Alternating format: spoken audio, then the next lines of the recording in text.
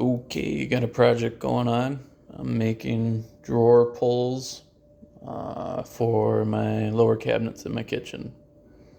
I found it always starts out best if I put pencil, because there's mistakes you gotta erase, to paper. So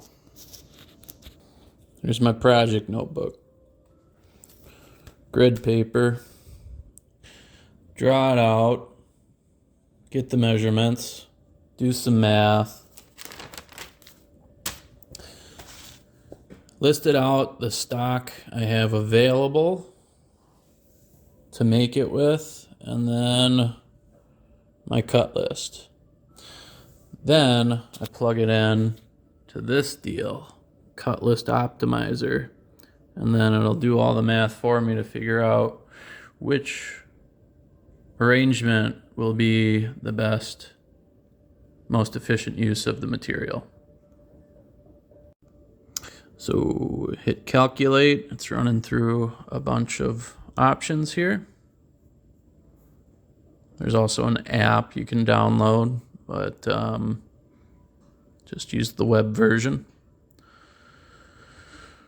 And it'll give me a printable cut list, or I can just keep it on as a PDF.